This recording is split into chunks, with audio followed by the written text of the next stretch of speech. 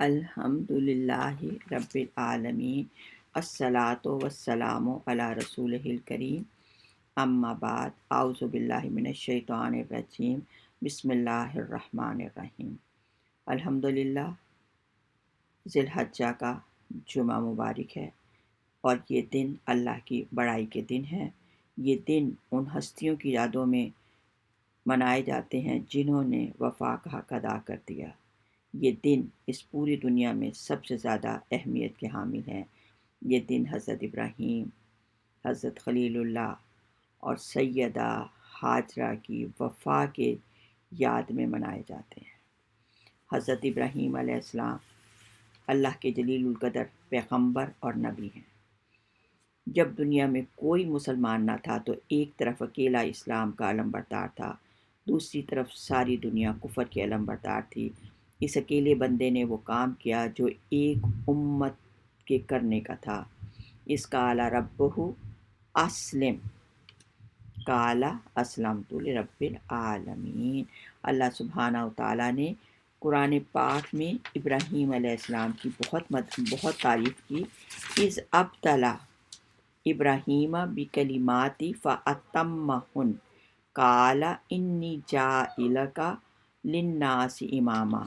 جب ابراہیم علیہ السلام آزمائش کی تو وہ ان میں پورے اترے، تو اللہ تعالیٰ نے خوش ہو کر ابراہیم علیہ السلام کہا میں تجھے لوگوں کا امام بناؤں گا۔ تو ابراہیم علیہ السلام نے کہا وَمِن ذُرِّيَّتِي، کہ میری اولاد میں سے بھی۔ اللہ تعالیٰ نے ان کو لوگوں کا امام بنایا تاکہ لوگ ان کے نقش قدم پر چلیں۔ آپ نے اللہ تعالیٰ سے دعا کی تھی کہ یہ سلسلہ ان کی اولاد میں تا قیامت باقی رہے۔ اللہ تعالیٰ نے آپ کی دعا سن لی اور تمام انبیاء رسل آپ کی اولاد سے ہیں۔ نمرود کے دربار میں سینکڑوں لوگوں نے شکایت کی کہ آزر صنم پرست کا بیٹا ابراہیم ہمارے بتوں کو مذاق اڑاتا ہے اور ہمیں بتوں کی پوجا سے روکتا ہے۔ حضرت ابراہیم علیہ السلام نمرود کے دربار میں خاص انہیں مقام حاصل تھا، چیف آف دا اسٹیٹ کے منصب پر فائز تھے، اور کوئی مورتی یعنی اسلامی مذہبی امور میں بھی جیسے جو سب سے یعنی کوئی مورتی بازار میں نہیں آ سکتی تھی جب تک ابراہیم علیہ السلام تھے آزر جو تھا وہ مہر نہ لگا دیتا تھا۔ جب ابراہیم علیہ السلام نے کھلم کھلا شرک کی مخالفت کی اور بت خانے میں گھس کر بتوں کو توڑ ڈالا تو ان کے باپ نے بادشاہ کے دربار میں ان کا مقدمہ پیش کیا، اور جب ان کو آگ میں ڈالا گیا تو ان کا صبر و استقامت دیکھ کر موت بھی تھرا اٹھی۔ آپ نے باپ کی سختی اور ظلم کا جواب سختی سے نہیں دیا بلکہ انتہائی نرمی اور کریمانہ اخلاق کے ساتھ جواب دیتے ہوئے فرمایا کہ میں اللہ کے پیغام حق اور اس کے سچے دین کو تو نہیں چھوڑ سکتا، وسلام علیک، آپ پر اللہ کی سلامتی ہو۔ اور جب باپ اور بیٹے کی آپس میں نہ بنی تو اللہ تعالیٰ نے سورۃ الشعراء میں بہت پیارے انداز میں باپ بیٹے کی گفتگو کو جو ہے وہ بیان کیا ہے۔ کالا، انہوں نے اپنے باپ سے کہا حل یسمعون استدعونا، جب تم انہیں پکارتے ہو یہ کیا تمہاری جواب دیتے ہیں؟ تو انہوں نے کہا قالوا بل وجدنا آباءنا کذالک یفعلون، کہ ہم نے تو اپنے باپ دادا کو یہی کرتے ہوئے دیکھا ہے، ہم تو یہی کریں گے۔ تو آپ پھر حضرت ابراہیم نے کہا تم بھی اور تمہارے باپ دادا بھی جو ہیں وہ میرے دشمن ہیں اور میں رب العالمین صرف میرا دوست ہے۔ اللہ ذی خلقنی، بہت پیاری دعائیں ہیں۔ اللہ ذی خلقنی فہو یہدین، جس نے مجھے پیدا کیا وہ مجھے ہدایت بھی دے گا، راستہ بھی دکھائے گا۔ والذی ہوا یطعمنی ویسقین، وہ مجھے کھلائے گا بھی اور پلائے گا بھی۔ واذا مرضت فہو یشفین، جب میں بیمار ہوتا ہوں تو وہی مجھے شفا دے گا۔ والذی یمیتنی ثم یحیین، وہی مجھے مارے گا پھر زندہ کرے گا۔ والذی اطمع ان یغفر لی خطیئاتی یوم الدین، ربی ہب لی حکما والحقنی بالصالحین، کہ اے میرے پروردگار مجھے علم و دانش عطا فرما اور اپنے صالحین بندوں میں شامل فرما لے۔ آگ سے صحیح سلامت نکل جانے کے بعد آپ پر صرف 3 لوگ ایمان لائے تھے، حضرت سارہ رضی اللہ تعالیٰ عنہ جو آپ کی چچا زاد بہن تھی اور ان کی والدہ آپ کی سگی خالہ تھیں، اور ایک حضرت لوط علیہ السلام آپ کے بھتیجے تھے اور اللہ کے حکم سے جب نکل جانے کا حکم ہوا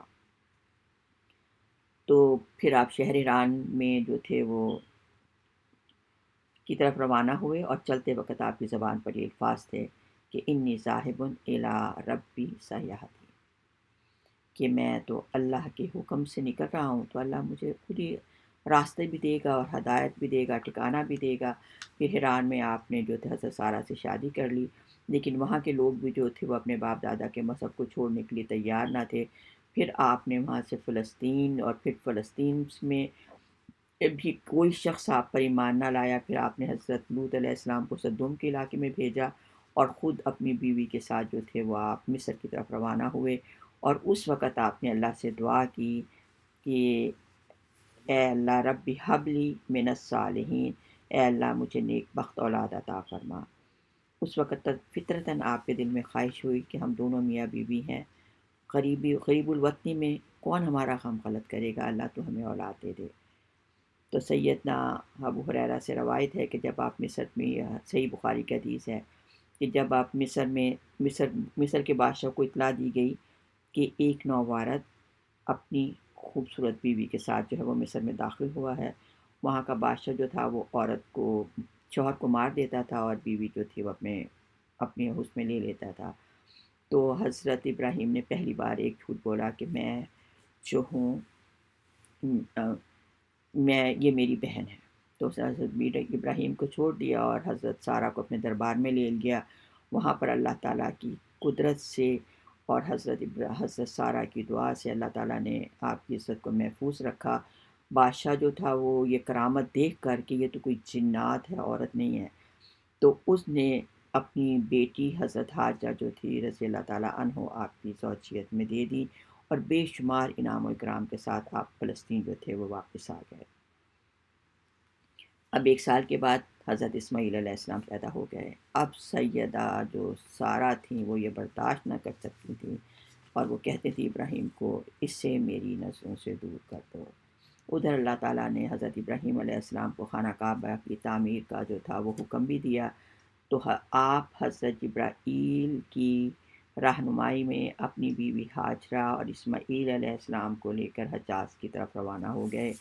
راستے میں جب کسی بستی پر آپ کی نظر پڑتی تو آپ پوچھتے جبرائیل علیہ السلام کیا ہماری منزل یہاں ہے؟ جبرائیل امین کہتے نہیں، آپ کی منزل آگے ہے۔ یہاں تک کہ مکہ مکرمہ کی وہ جگہ نظر آئی جہاں پر آج مکہ مکرمہ ہے، جس میں کانٹے دار جھاڑیاں، نہ کوئی انسان، نہ چرند نہ پرند، آب و گیا جنگل کے سوا کچھ نہ تھا۔ حضرت خلیل اللہ نے اس جگہ پہنچ کر پوچھا کہ جبرائیل امین کیا ہماری منزل یہ ہے؟ تب جبرائیل امین نے فرمایا ہاں۔ حضرت ابراہیم علیہ السلام اپنی بیوی اور بیٹے کے ساتھ وہاں اترے، کھجوروں کا ایک تھیلا، پانی کا مشکیزہ رکھ کر روانہ ہوئے۔ ابراہیم علیہ السلام کو ٹھہرنے کا حکم نہ تھا۔ وہ اس شیرخوار بچے اور ان کی والدہ کو اللہ کے حوالے کر کے واپس ہونے لگے تو سیدہ حاجرہ نے عرض کی، آپ ہمیں اس اجاڑ وادی میں چھوڑ کر کہاں جاتے ہیں؟ نہ کوئی مونس، نہ غم، مددگار، نہ زندگی کے آثار۔ انہوں نے کئی بار یہ بات دہرائی، لیکن انہوں نے پیچھے مڑ کر دیکھنا بھی گوارا نہ کیا۔ سیدہ حاجرہ نے پوچھا، کیا اللہ تعالیٰ نے آپ کو ایسا کرنے کا حکم دیا ہے؟ تو ابراہیم علیہ السلام نے جواب میں صرف سر جھکایا، ہاں۔ تب حاجرہ نے بڑے اطمینان سے جواب دیا کہ پھر اللہ ہمیں کبھی ضائع نہ کرے گا۔ حضرت ابراہیم علیہ السلام پہاڑ کی ایک چوٹی پر پہنچے جہاں سے اپنی بیوی اور اپنے بیٹے کو دیکھ نہ سکتے تھے، تو انہوں نے اللہ سے دعا کی، ربی انی اسکنت من ذریتی بواد ذی زرع، اے اللہ میں نے تیرے گھر کے قریب اپنی بیوی کو اور اپنے بچے کو چھوڑ دیا ہے، تو اپنی قدرت سے، اپنے فضل سے پھلوں کا رزق عطا فرما۔ یہ دعا کر کے حضرت ابراہیم علیہ السلام جو تھے اپنے وطن فلسطین روانہ ہو گئے۔ ادھر حضرت حاجرہ کے پاس کچھ وقت کھجوروں اور پانی کے ساتھ گزر گیا۔ تصور کرو ذرا کہ تنہائی، جنگل کا سناٹا، کوئی چیز نہیں، کوئی زندگی کے آثار نہیں، صرف ایک بچہ ہے اور ایک ماں، کوئی چھت نہیں، کوئی کچھ نہیں۔ ادھر حضرت حاجرہ کا کچھ وقت کھجوروں اور پانی کے ساتھ گزر گیا۔ پانی ختم ہونے کے بعد خود بھی پیاس سے بے چین اور شیرخوار بچہ بھی پریشان، پانی کی تلاش میں کبھی کوہ صفا پر، کبھی صفا مروہ پر چڑھنا اور ان دونوں کے درمیان دوڑ کر اپنے بچے کو دیکھنا کہ آنکھوں سے اسماعیل ہے موجود، زندہ ہے۔ آخر جب مروہ پر تھیں تو کانوں میں آواز آئی، دل میں کہنے لگی کوئی پکارتا ہے۔ کان لگایا، پھر آواز آئی۔ حضرت حاجرہ نے کہا، اگر تم مدد کر سکتے ہو تو سامنے آؤ، تمہاری آواز کیوں نیچے آ چکی ہے۔ دیکھا تو جبرائیل امین سامنے تھے۔ جبرائیل امین نے پاؤں کی ایڑی کو اس جگہ مارا جہاں سمسم ہے، اس جگہ سے پانی ابلنے لگا۔ بی بی ہاجرہ نے دیکھا تو پانی کی چاروں طرف باڑ بنانے لگی اور کہا، سمسم ٹھہر جا۔ جب نبی مکرم صلی اللہ علیہ وسلم زمزم کے مقام پر پہنچے تو آپ نے فرمایا کہ بی بی ہاجرہ پر اللہ کی رحمت نازل کرے، اگر وہ زمزم کو اس طرح نہ روکتی تو یہ زبردست چشمہ ہوتا۔ بی بی ہاجرہ نے پانی پیا اور بچے کو دودھ پلایا۔ جبرائیل امین نے بی بی ہاجرہ سے ارشاد فرمایا، اللہ تعالیٰ آپ کو اور اس بچے کو کبھی ضائع نہ کرے گا۔ یہ جگہ مقام بیت اللہ ہے جس کی تعمیر آپ کا یہ بچہ اور اس کے باپ ابراہیم کی قسمت میں مقدر ہو چکی ہے۔ اسی دوران قبیلہ جرہم کے وادی کے قریب آ کر ٹھہرا اور آپ سے قیام کی اجازت مانگی۔ آپ نے اللہ کے حکم سے اجازت دے دی اور انہیں پانی کی ملکیت کہا کہ پانی کی ملکیت کے آپ ذمہ دار نہیں ہو سکتے۔ جرہم کے نے اپنے باقی ماندہ جو اہل خاندان کے لوگ تھے انہیں بھی بلا لیا اور مکانات بنا کر جو تھے وہاں پر رہنے لگے۔ اور یہ ہے وہ اس عظیم عورت کی قربانی کہ آج بھی صفا اور مروہ کی سعی میں اللہ تعالیٰ ہزاروں برس گزر جانے کے بعد بھی اللہ نے حکم دیا کہ جیسے میری سیدہ حاجرہ نے چکر لگائے تھے ان کی یاد میں سارے حاجی جو ہیں وہ صفا مروہ کی اسی طرح سے چکر لگاتے ہیں، ان کی یاد میں منایا جاتا ہے۔ اللہ تعالیٰ وفا کا حق ادا کیا انہوں نے، اور اللہ تعالیٰ نے بھی انعام و اکرامات سے نوازا۔ اللہ تعالیٰ ہم سب کو سنت ابراہیمی پر چلنے کی توفیق عطا فرمائے، آمین یا رب العالمین۔